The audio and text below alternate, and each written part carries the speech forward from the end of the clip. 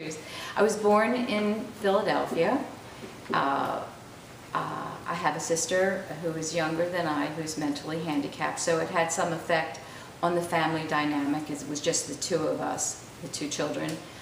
I had the experience of my father displaying his penis to me, and so I was aware of what a circumcised male penis looked like. So thinking back on it now, it seems that that was probably my model of what a man was supposed to look like. And it wasn't until I was an adult in my 20s that I actually had a romantic interaction with a man who was not circumcised, and that was the first time I saw an uncircumcised penis. So for a good part of my life, that circumcised penis was just the way it was supposed to look. I actually didn't make a thoughtful decision to have my son circumcised. I went along with the program. My in-laws made the arrangements. Jason was born on a military base in Texas, and my lovely in-laws came down to take care of everything, and that was just something that they arranged. Nobody discussed it with me, and I had no awareness that there was a choice. I was like a lemming. I just went along mindlessly. I had no reservations whatsoever. I didn't question why I couldn't be in the room. I didn't question why it was being done. I didn't even connect it to a religious procedure. I was just completely ignorant about the whole thing. The day Jason was circumcised was full of joy and excitement for me. As I mentioned earlier, I have a mentally handicapped sister, and I was convinced that I was incapable of having a normal, healthy child. So that when Jason was born and my pregnancy went smoothly, I was overwhelmed with joy that I gave birth to a completely healthy, at that point anyway, normal baby. So it was a joyful day.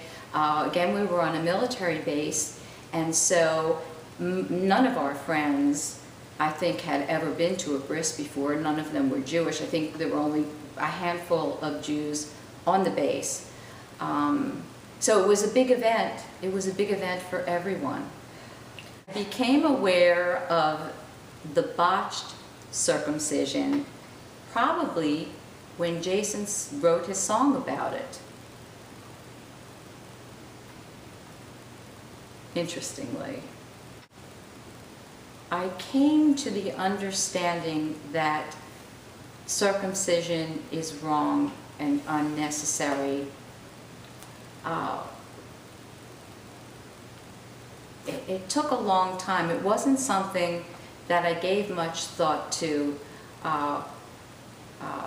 As I got older and became more reflective and became more enlightened and more sensitive to things outside of my own experience, I realized that, and I realized at some point, again, having become more interested and aware of the psychology of our human development, that it is likely impossible that the sexual orientation or the sexual life of a boy is not affected by having its most sensitive organ mutilated in such a way at the first stages of life. And having had unsatisfying, unhealthy psychological relationships with a number of men, and having developed a kind of attitude about sex in general, I came to connect these dots. Of course, I have no proof, and no one seems to mention this, and I could be completely wrong, but somehow I can't escape the thought that there must be a connection. I don't feel that there's any benefit or not to having intercourse with a man who has been circumcised or not. I think it's the emotion, it's the technique that is what counts, and not the circumcision or not. I would say to prospective parents who are considering to circumcise, please consider the pain you are about to inflict on a helpless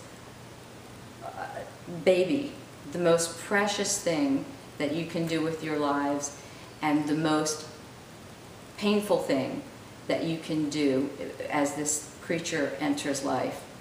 I would say, please don't do it. People are fearful of making their own decisions. People want to belong to a group. People are lemmings like I was when I was 20 years old and my child was born. I do think that there are ways to bring this to the fore publicly, and I think that will be helpful. But it's hard to get people to stop and think about what's real and separate them from what's been imposed upon them and the society's expectations. I heard an interview on TV. They were talking about, it was just a talk show, and the women were sitting around a table talking about circumcision, because there had been, just in the past couple of weeks, I think it was a 2-year-old child who died during procedure. So they were discussing this, and one of the women said, well, it might not be right, but it looks better. And I couldn't get it in my mind that one could make a determination of appearance, that one thing would look better, that a body part would look better one way or another. What qualifies it as looking better when it's circumcised? It's like saying this little finger is hideous, but this little finger on the baby is gorgeous. I mean, how can you say that? So it was shocking for me to hear that, but I'm aware that many people believe that. It just looks better. I regret my son's circumcision in that I subjected him to that pain and possible psychological repercussions. On the other hand, had he not been circumcised, I would not have the sense of pride that I have in him now for being so thoughtful about it and deciding to do something about it. So it's one of those things that, if things hadn't happened the way they did, we wouldn't be having this conversation this evening. So, but I would not, I certainly would not do it again, and I wouldn't recommend anyone else to do it.